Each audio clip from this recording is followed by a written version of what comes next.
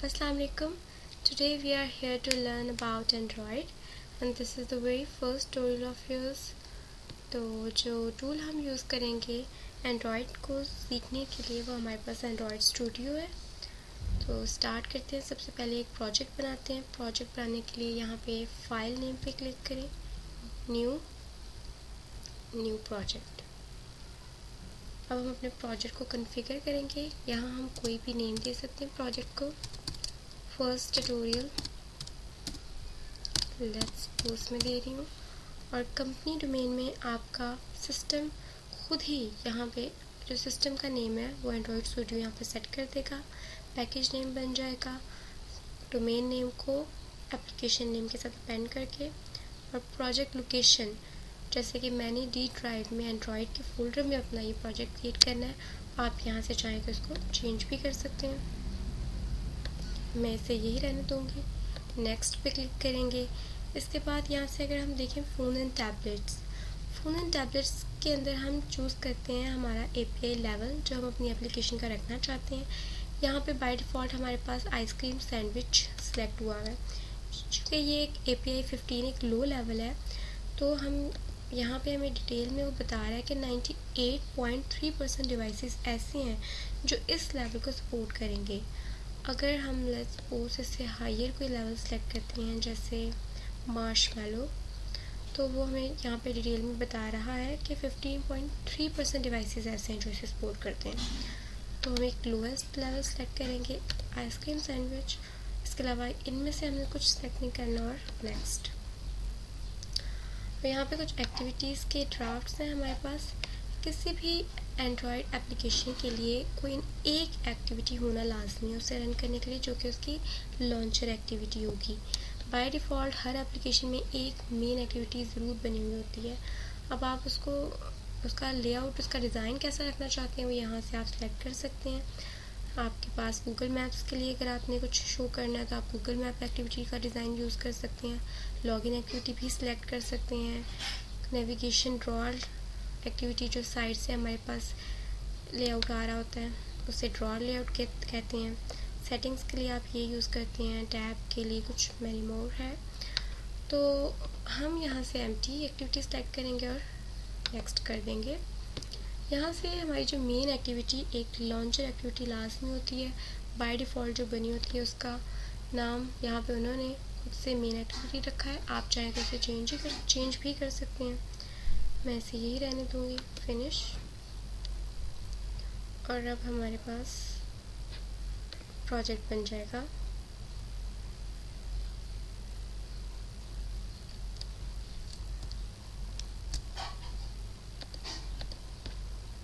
ठीक है, ये हमारे पास प्रोजेक्ट बन चुका है। अब अगर हम यहाँ पे इसके फोल्डर्स को देखें तो हमारे पास मेनली दो फोल्डर्स हैं, ऐप का फोल्डर एंड क्रेडल फोल्डर। के बारे में हम जैसे जैसे हमारा कोर्स अप्रोच करेगा हम उसके बारे में पढ़ेंगे। अभी हम देखते हैं ऐप को। ऐप में हमारे पास मैनिफेस्ट, जावा एंड रिसोर्स का फोल्डर है। मैनिफेस्ट के अंदर एंड्रॉयड मैनिफेस्ट के नाम से एक XML फाइल पड़ी हुई है। इसको अगर हम देखें तो इसमें हमारे पास हमारी एप्लीकेशन की जो कंप्लीट रजिस्ट्रेशन है वो हुई हुई होती है बाय डिफ़ॉल्ट। अगर आप देखें तो बैकअप भी हमने अलाउ किया हुआ है। पैकेज नेम वो जो स्टार्ट पे डोमेन नेम के साथ हमारे प्रोजेक्ट नेम को अपेंड करके बना था वो यहाँ पे मौजूद है। इसके अलावा आइकॉन वो जब हमारे पास कोई एप्लीकेशन हमारे मोबाइल में इंस्टॉल हो जाती है उसके बाद वो जिस आइकॉन से, जिस इमेज से डिस्प्ले हो रही होती है वो उसका आइकॉन होता है। तो बाय डिफ़ॉल्ट एक एंड्रॉयड फेस से ही डिफ़ाइन हो रही है। इसको हम चेंज कर सकते हैं अगर हम यहाँ पे IC लॉन्चर इमेज के अलावा कोई और इमेज रखवा दें तो हम उसे चेंज कर सकते हैं। लेबल हमारे पास बाय डिफ़ॉल्ट वो है जो मैंने अपने प्रोजेक्ट का नाम रखा था वही डिस्प्ले होगा। और थीम होती है कि आपके स्टाइल कैसा होगा, बटन का साइज़ कितना होगा वगैरह वगैरह। इसके अलावा हम जितनी भी एक्टिविटीज़ अपने प्रोजेक्ट में बनाएंगे आपने उसको यहाँ पे मैनिफेस्ट में इंट्रोड्यूस ज़रूर करवाना है। अगर हम उसको इंट्रोड्यूस नहीं करवाएंगे और हम अपनी एप्लीकेशन को रन करते हुए उसे कहीं एक्सेस करते हैं किसी तरीके से, बटन के थ्रू या किसी भी तरीके से, तो वो यहाँ पे हमारी एप्लीकेशन क्रैश कर जाएगी। इस चीज़ को रजिस्टर करवाना यहाँ पे मैनिफेस्ट में ज़रूरी होता है। अभी हमने जो मेन एक्टिविटी बाय डिफ़ॉल्ट एक बनी हुई थी वो मेन एक्टिविटी है लॉन्चर एक्टिविटी। जब हमारी एप्लीकेशन स्टार्ट होगी तो हम सबसे पहले जो एक्टिविटी रन होगी वो ये मेन एक्टिविटी है। अगर हम कोई और एक्टिविटी को मेन लॉन्चर एक्टिविटी बनाना चाहते हैं तो हम उस एक्टिविटी का नाम यहाँ लिखेंगे। इन केस अगर हमारे प्रोजेक्ट में एक से ज़्यादा एक्टिविटीज़ हैं उसका नाम यहाँ रखेंगे और इंटेंट फिल्टर के टैग के अंदर उसे लॉन्चर एक्टिविटी बना देंगे। ठीक है, इसके अलावा हमारे पास यहाँ जावा फोल्डर है। जावा फोल्डर में 3 पैकेजेस हैं। जो सेकंड और थर्ड पैकेज है वो हमारे पास टेस्टिंग पर्पज़ के लिए यूज़ होता है और फर्स्ट पैकेज जो है वो हमारे पास कोडिंग पर्पज़ के लिए यूज़ होता है। इसमें हमारे पास ये मेन एक्टिविटी की हमारी जो जावा फाइल है वो पड़ी हुई है। जो हमारी एक्टिविटी थी, एक्टिविटीज़ बिल्कुल एक जावा क्लास की तरह होती हैं और उनकी एक्सटेंशन भी .java होती है। और यहाँ पे एंड्रॉयड में हमारे पास वो एक्सटेंड हुई है ऐप कॉम्पैट एक्टिविटी से, जो कि एक बेस क्लास है। हमारे पास एक्टिविटी के डिफरेंट फेजेस होते हैं, जैसे कि on create, on start, on resume, on pause, on destroy, on stop वगैरह वगैरह।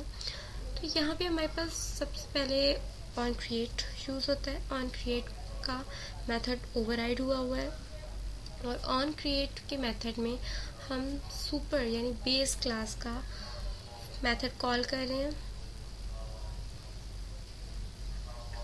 और इसके अलावा हम सेट कंटेंट व्यू में हम अपनी एक्टिविटी का कोई ना कोई व्यू सेट कर रहे हैं।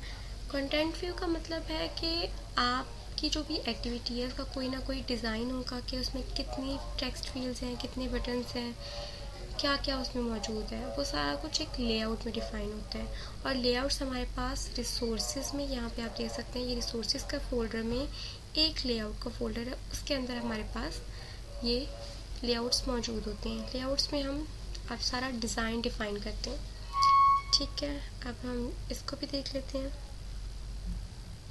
हमारा ये जो लेआउट है, लेआउट्स ज़रूरी होते हैं। हर एक्टिविटी का कोई ना कोई लेआउट होता है और लेआउट नहीं भी होगा तो उसमें कुछ शो नहीं होगा, कुछ डिस्प्ले नहीं होगा, वो सिर्फ वर्किंग पर्पज़ के लिए होगा। तो हमारे पास लेआउट को डिज़ाइन करने के भी 2 तरीके होते हैं। अगर आप यहाँ पे डिज़ाइन में आकर देखें तो यहाँ पे ऑलरेडी हेलो वर्ल्ड लिखा हुआ है। जो कि आप कुछ मज़ीद लिखना चाहें तो आप ऐसे टेक्स्ट व्यू कुछ भी ड्रैग एंड ड्रॉप कर सकते हैं। ठीक है, इसको बड़ा कर सकते हैं ड्रैग एंड ड्रॉप करके, इसमें टेक्स्ट दे सकते हैं। यहाँ से देखिए तो इस तरह हम ड्रैग एंड ड्रॉप करके इन विजेट्स में से यहाँ पे हम इसको डिलीट करते हैं और इसको भी, क्योंकि drag and drop best practice नहीं है। इसके थ्रू हमारे पास पैडिंग वगैरह, मार्जिन वगैरह एक्स्ट्रा इंक्लूड हो जाते हैं जो हमें चाहिए नहीं होते। और जब हम अपने लॉजिक में उस व्यू को, मतलब किसी भी बटन को, किसी टेक्स्ट व्यू को यूज़ कर रहे होते हैं तो हमें काफ़ी मसला होता है। इसलिए हमारे पास बेस्ट यही है कि हम यहाँ से टेक्स्ट करें, यानी कि खुद से कोडिंग यूज़ करें। ठीक है,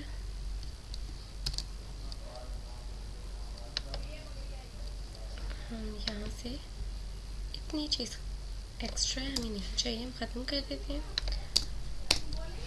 हमारे पास लेआउट्स भी काफ़ी तरह के होते हैं। रिलेटिव लेआउट भी होता है और इसके अलावा लीनियर लेआउट भी होता है। लेआउट्स के बारे में हम नेक्स्ट लेक्चर में देखेंगे। अभी हमारे पास यहाँ पे रिलेटिव लेआउट है। इस लेआउट के अंदर हम एक टेक्स्ट व्यू, आप जैसे लिखना शुरू करेंगे वो आपको हिंट्स से देगा और आप वहाँ से सेलेक्ट कर सकते हैं। टेक्स्ट व्यू लेंगे, उसकी कोई ना कोई विड्थ होगी और कोई ना कोई हाइट होगी। इससे पहले हम यहाँ से प्रीव्यू करते हैं कि हमारे पास हमारी स्क्रीन में सब कुछ नज़र कैसे आ रहा है। उस पर क्लिक करते हैं तो ये साथ साथ आपको दिखाता रहेगा। ठीक है, अब हमारी टेक्स्ट व्यू की कोई ना कोई हाइट होगी। हाइट में हमारे पास हम देखें कि मैच पेरेंट भी हो सकती है हमारे पास यहाँ डिफरेंट ऑप्शंस आ रहे हैं विड्थ के लिए, जैसे कि रैप कंटेंट का मतलब है कि जितनी उसके अंदर टेक्स्ट लिखा हुआ होगा वो उसके मुताबिक अपनी हाइट को, अपनी विड्थ को सेट कर लिया करेगा। और मैच पेरेंट का मतलब है कि इसका जो पेरेंट टैग है यानी कि रिलेटिव लेआउट जिसमें टेक्स्ट व्यू अकर करती है उसकी जितनी हाइट होगी या उसकी जितनी विड्थ होगी ये उसके अकॉर्डिंग खुद को सेट कर लेगा। तो यहाँ से हम रैप कंटेंट भी सिलेक्ट नहीं करते, मैच पेरेंट भी सिलेक्ट नहीं करते, हम खुद से कोई विड्थ दे देते हैं जैसे कि 100 dp या फिर आप इसको 200 dp भी कर सकते हैं। इसी तरह इसकी हाइट भी हम सेट कर लेते हैं, वो हम रख देते हैं 60 dp। dp इसका यूनिट है डेंसिटी पिक्सल। इसके अलावा अगर हमने इसका टेक्स्ट इसमें कुछ सेट करना है तो एंड्रॉयड नेम स्पेस रिक्वायर्ड है, इसके साथ आप लिखें टेक्स्ट तो आ जाएगा। टेक्स्ट हम यहाँ लिख देते हैं हेलो वर्ल्ड। फर्दर हम इसका साइज़ भी इंक्रीज़ कर सकते हैं। टेक्स्ट साइज़ आप लिखें आ जाएगा 30 dp। हम इसका मार्जिन भी सेट कर सकते हैं इसको कुछ सेंटर में लाने के लिए। इसके अलावा अगर जैसे कि ये रिलेटिव लेआउट है तो रिलेटिव लेआउट में हमारे पास एक प्रॉपर्टी होती है सेंटर इन पेरेंट, तो जिसके बारे में हम नेक्स्ट लेक्चर में डिटेल से देखेंगे। अगर हम उसे ट्रू कर दें तो ये एग्जैक्ट सेंटर में आ जाएगा। ठीक है, इसके अलावा हम कलर भी चेंज कर सकते हैं टेक्स्ट का। नेम स्पेस एंड्रॉयड और टेक्स्ट कलर। कुछ कलर हमारे पास यहाँ वैल्यूज़ के फोल्डर में कलर्स की एक्सएमएल फाइल में बाय डिफ़ॉल्ट हमारे पास रजिस्टर हुए हुए हैं, हमने डिफ़ाइन किए हुए हैं, जिसको हम पूरी एप्लीकेशन में एक ही नेम से एक दफ़ा डिफ़ाइन करते हैं और बार बार हम यूज़ कर सकते हैं। वो डिफ़ाइन हुए हुए हैं, उसमें से कुछ भी ले सकते हैं। एक कलर प्राइमरी, ठीक है। इसके अलावा अब हम अपने रिजल्ट्स देखते हैं। उसके लिए हमें अपने एंड्रॉयड फ़ोन को अपने लैपटॉप के साथ अटैच करना पड़ेगा, या फिर अगर आपके पास एंड्रॉयड फ़ोन नहीं है तो आप वर्चुअल डिवाइस भी क्रिएट कर सकते हैं USB के थ्रू।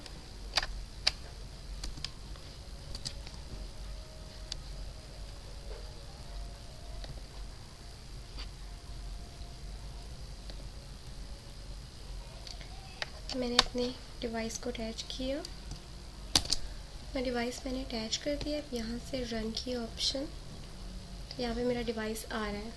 अगर आपके पास डिवाइस नहीं है एंड्रॉयड डिवाइस तो यहाँ से आप न्यू वर्चुअल डिवाइस क्रिएट कर सकते हैं, या आपको एक सॉफ्टवेयर कुछ ऐसा बना दे कि आपके लैपटॉप में कि आपको वो सारा कुछ शो होगा रिजल्ट। मेरे पास जो का यहाँ पे ये आ रहा है, इस पर क्लिक करूँगी तो अब प्रोजेक्ट रन होना स्टार्ट हो गया। It will take some time for the first time.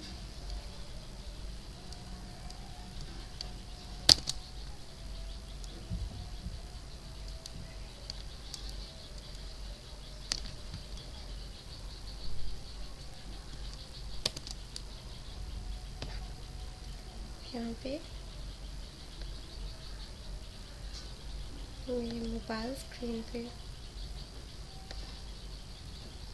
आप देख सकते हैं हेलो वर्ल्ड शो हो चुका है। So that's it for this lecture. We will learn about layouts in the next lecture. Take care till then. Allah Hafiz.